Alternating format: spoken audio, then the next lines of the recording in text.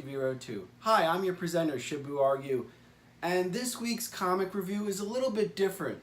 It's not part of the regular run of G.I. Joe. It's not written by Larry Hama. Guest writer Michel Fiffe has been asked to come in and put his spin on G.I. Joe. I know, in the past we've seen this before and it doesn't feel like G.I. Joe, but we're just gonna look at book one. Remember, if anything, the Cobra's Venom that we are still going in the regular run, it was pretty bad until part 4. So we're gonna look at part 1 and give it its fair, let's give it a fair chance. Now the miniseries is called Muerte, so it's a different spin on G.I. Joe, and in the sense that you have a dying Cobra Commander. So right off the bat, that's like, whoa, that's kind of interesting. So without further ado, let's dive in and check out this. Oh, and before I begin, make note that the art's a little bit different than what we're used to. So again, just, it's a story. And the first thing is it engaging and entertaining, and does it feel like G.I. Joe? A and B. And so far from issue 1, those two things are crossed off.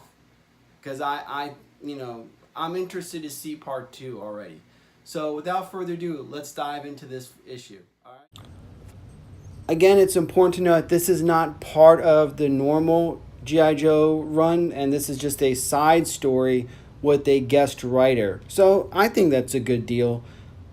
It's also important to note that Michel Fiffe is the creator of an action series called Copra. He's not really well known and hasn't done anything with Marvel or DC, but IDW is giving this writer a chance to put his take on the G.I. Joe characters. As with every issue or every episode, we look at the cover variants, and I like all of these covers, but my favorite is the RIA with the Cobra Commander in it. That looks epic.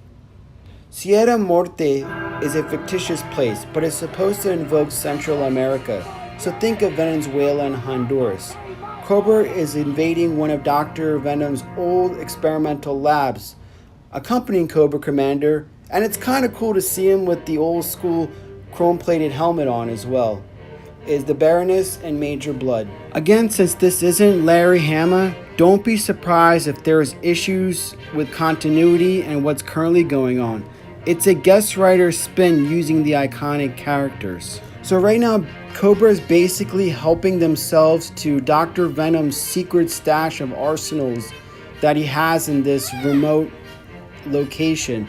So they're loading up on missiles, guns, everything that he has had in this complex.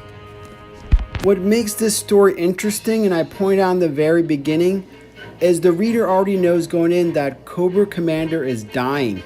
So we see him coughing and not feeling well during this whole, excavation. And just like clockwork, the minute that Cobra thinks they're getting away, G.I. Joe comes down, springing into action to foil their plan. This team consists of Lady J, Doc, Flint, Storm Shadow, and Hawk. And remember, Doc has been dead since issue 109, so it's kind of cool to see him back in action. And also, Lady J hasn't been used that much, so it's also good to see her. And Cobra Commander and Baroness are like, oh my god, how can G.I. Joe find out? It's like, come on guys, this has been going on since 1982, so it's not a big surprise that G.I. Joe is there just in time to mess up with Cobra's plan. Again, this is the version 1 of Hawk, so it's easy to be confused that it's Duke. But apparently, Dr. Venom's little lab is next to this remote village. So while also the G.I. Joe have to not only stop Cobra, but also protect the citizens.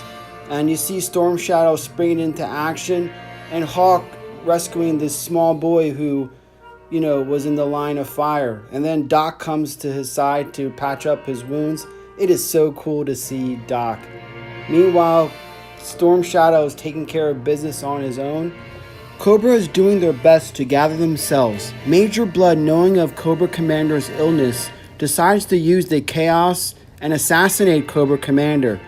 Just before he can pull the trigger, Baroness comes in from the save and shoots him in the back.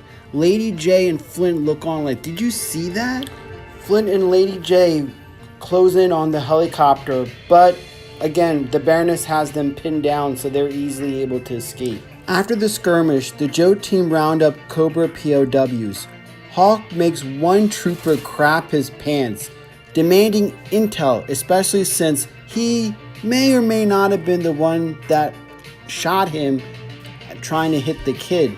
So off panel, the trooper didn't convince Hawk, and he busts the cap at him. Gangsta Hawk. We also see another Joe unit that consists of Gung Ho, Rock and Roll, and Roadblock as they make their way through the swamps.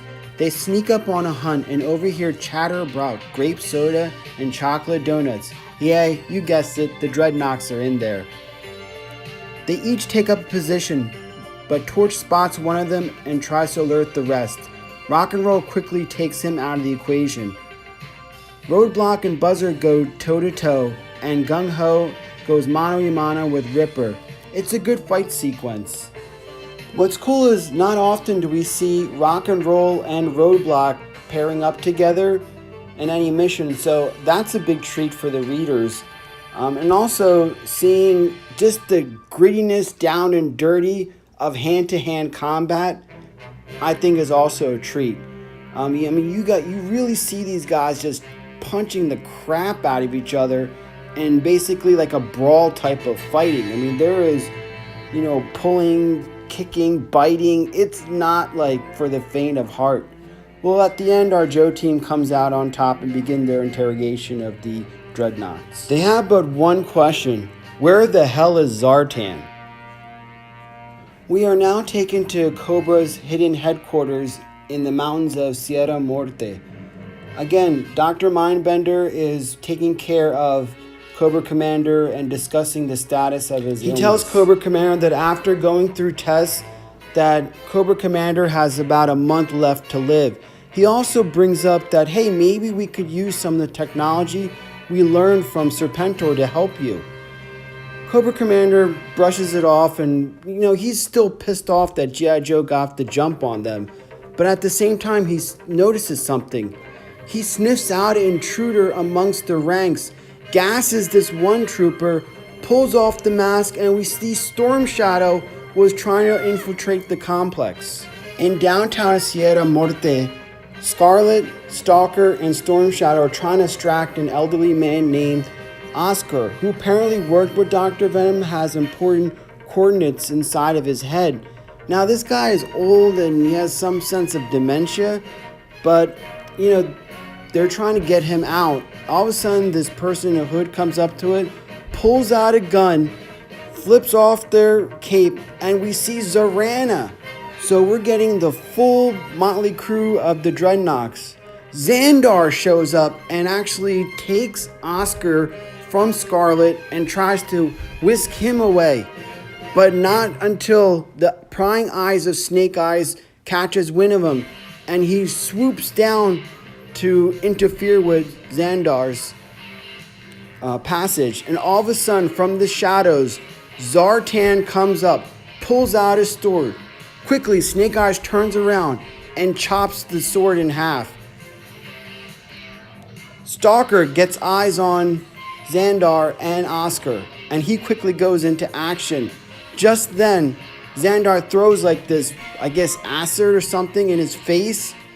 Scarlet and Zorana are having a cat fight in the alley, and Snake Eyes and Zartan begin engaging with each other, going back and forth, and you see that Zartan is, kind of messing with his head. He's basically using guerrilla warfare, hit there, go into the shadows, and Snake Eyes is playing catch up. All of a sudden, when he turns the corner, it's the Hardmaster. Snake Eyes hesitates for a second, and his mind goes into a memory flash of the Hardmaster's death. Big mistake, Snake Eyes, because just then, Zartan transforms back, and I think he stabs him. Realizing that they're on the short end of the stick, and Oscar is probably in the Dreadnok's possession, Scarlet's like, holy crap, you know, Stalker is down, Snake Eyes may be down, and the target is with enemy hands right now. So it's a big mess. And you see that Snake Eyes and Zartan are still in the middle of their battle, going back and forth, back and forth. Scarlet finally thinks that luck is in their favor when she catches up to Oscar. But boom, the mask comes out, and it's Xandar in disguise and pulling out his gun.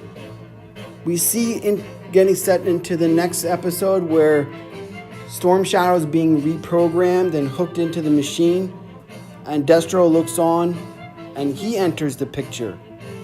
So this is actually an interesting story. I mean, we got like 4 things going on. We got the Joe team that's in downtown, rallying up the Cobra troopers. Where are they going to go next? We have Cobra Commander dealing with his illness, and they have Storm Shadow being trapped and reprogrammed, possibly hooked up to the brainwave scanner. Destro's coming into the picture. We have what's going on with Snake Eyes and Zartan, and then Scarlet and Xandar. And Stalker is blind apparently. And then you have the Joe team that's out in the swamp with the Dreadnoks. There's a lot of crazy crap going on. And like I said, A, is the story engaging? Yes, it is. B, does it feel like G.I. Joe? Yes, it is. So I'm actually interested to find out what's going to happen in the next issue. So stick around. Hopefully we'll catch up with this one next month and Sierra Muerte #2.